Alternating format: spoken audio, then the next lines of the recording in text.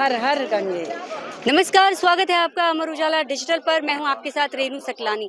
महाकुंभ में हम मौजूद हैं और महाकुंभ में कल्पवास की परंपरा सदियों से। इस दौरान पूरा 1 महीना कल्पवास करने वालों को एक कठिन तप करना पड़ता है, एक साधना होती है, भक्ति होती है। हमारे साथ इस वक्त मौजूद है जो कल्पवास कर रही हैं।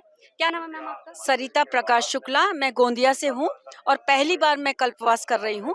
लेकिन इतना अच्छा भाग्य है, मेरे कृष्ण ने मुझे इतना अच्छा सौभाग्य दिया है और क्या पुण्य मेरे हैं जो मुझे पता नहीं कि मुझे कल्पवास में ही कुंभ भी पड़ गया, एक कुंभवास भी हो गया। पूरा 1 महीना तक हम लोग 12 तारीख से 12 तारीख तक कल्पवास है। हम उसके 2 दिन बाद अपने घर वापस जाएंगे।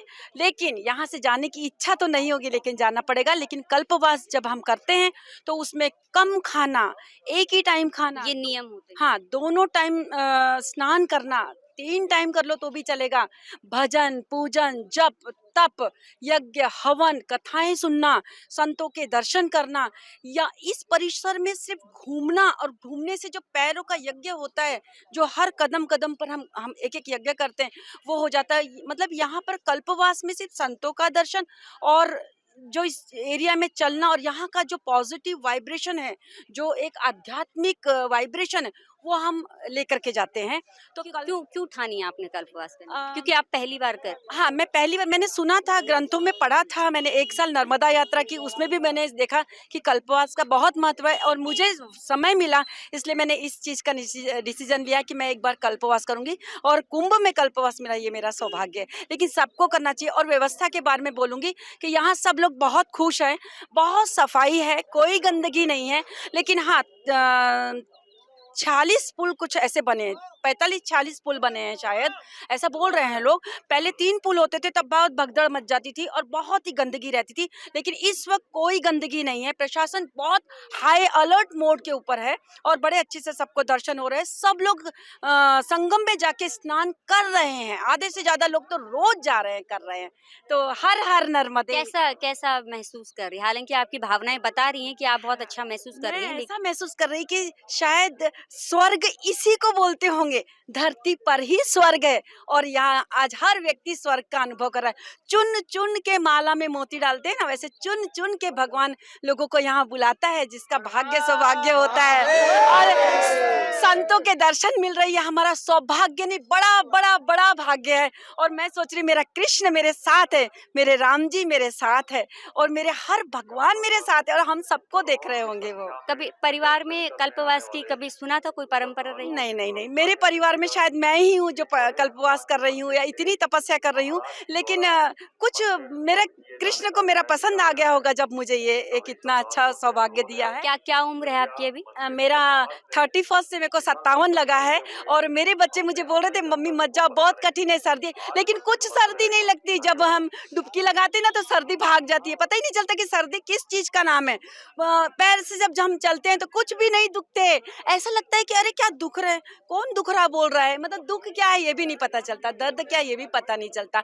और मतलब कठिन तपस्या है। कठिन तपस्या है, लेकिन जब तक हम सोचते हैं करना है तब तक कठिन तपस्या, लेकिन जब हम यहाँ आ जाते हैं ना तो ना हमको दर्द होता है, ना दुख होता है, ना घर की याद आती है, ना ऐसा लगता है कि किसी के लिए हमको जीना। ऐसा लगता है कि हमारे लिए भगवान, जैसे हम भगवान की बोलते हैं हमको भगवान के पास जाना है, दर्शन करना है, तो भगवान भी बोलता है अरे वो भक्त मेरे पास आना चाहिए। तो आज हम यहाँ इसलिए है कि भगवान ने हमको बुलाया है, भगवान ने हमको याद किया है, इसलिए हम यहाँ आज खड़े हैं।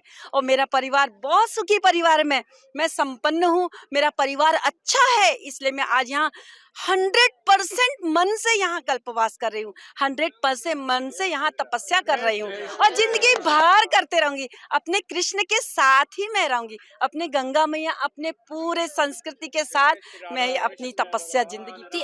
आपकी बातों से आप अध्यात्म की ओर जा रही, कैसे ये अध्यात्म की भावना कैसे आई है?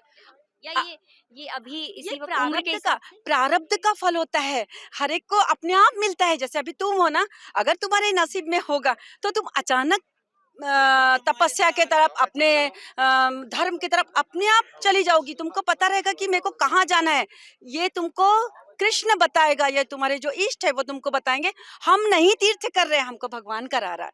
हम नहीं तपस्या कर रहे हैं, हमारी औकात नहीं है कि हम तीर्थ में कदम भी रख लें, हमारी औकात नहीं कि हम तपस्या कर ले। हम नहीं कर रहे, हमारा भगवान हमको कराता है। तो मेरे जीवन में तो मैं इतना नहीं करती थी, लेकिन कुछ ऐसा हुआ कि अपने आप भक्ति की तरफ मैं चली गई। पिछले कुछ सालों में हुआ या मैं पिछले 10 सालों से 11 सालों से तपस्या कर रही हूँ और अपने आप कर रही हूँ। मुझे नहीं पता कि कैसी तपस्या होती थी, मुझे ये भी नहीं पता था कि तीर्थ कहाँ है, कैसे जाना, लेकिन अब मैं ऑल इंडिया अकेले तीर्थ करती हूँ। और मेरा भारत जो इंडिया था अब भारत बन गया है, स्वच्छ भारत बन गया है। मोदी योगी जैसे लोग यहाँ पर एक ना भीष्म एक भीष्म, हाँ वो बोलते ना सिंहासन पे एक भीष्म बैठे हैं जो बड़े तपस्या के साथ बैठे हुए हैं, जो हमसे तपस्या आज आज एक सबसे बड़ी बात होती है कि हम इस परंपरा जो हमारा सनातन है उसके बारे में हम अपनी आने वाली पीढ़ी को बताएं, हमारे बच्चे। तो क्या आप कल्पवास कर रही यहाँ पर आपके बच्चे कितना प्रभावित है? मेरे बच्चे बहुत, मेरे शिवाय और अनादि 2 पोते हैं, लेकिन वो अगर चॉकलेट खाते तो चॉकलेट का भी भगवान को भोग लगाते, बोलते अज्जू मैं खा रहा हूँ इसलिए मैं कृष्ण को खिला रहा हूँ। मेरे घर में बहुत अध्यात्म है। मेरा बेटा मोहित बहुत ज्यादा भक्ति करता है। शंख का क्या मतलब होता है, घंटा बजाना, घंटी, सबका मैंने जितना हो सके सब बताया, लेकिन उनके नसीब में होगा तो और बताओ। लेकिन छोटे बच्चों को ये बताना चाहिए। लोग बोलते हैं कि गंगा जी में इतने लोग नहा रहे तो गंदगी हो रही, कोई गंदगी नहीं हो रही। बहता पानी कभी गंदा नहीं होता। गंगा जी को गंदा बोलना महापाप है। क्यों? कि गंगा जी का जल लो, सदियों रखे रहो, वो कभी सड़ता नहीं है। तो कौन बोलता है गंगा जी में गंदगी है? और मोदी और योगी ने इतने हाई अलर्ट पर स्वच्छता के अभियान चालू किया है, यहाँ पर इतनी सुरक्षा की है, कैसे गंदा हो सकता है? ये हमारे बच्चों को गुमराह करने का एक रास्ता लोगों ने बना दिया। अफवाह निगेटिव जो फैलाते हैं ना, वो बोलते हैं गंगा जी को गंदा नहीं बोलना चाहिए, बिल्कुल महापाप है ये। और मेरी जिंदगी कृष्णमय थी, कृष्णमय है और कृष्णमय रहेगी। हर हर गंगे। बहुत बहुत बहुत बहुत बहुत धन्यवाद आपका। कठिन तपस्या है लेकिन आपने साहस जुटाया ऐसे करने के लिए। अमर उजाला जीवांजलि के सारथी की मदद लें और महाकुंभ में स्नान जरूर करें।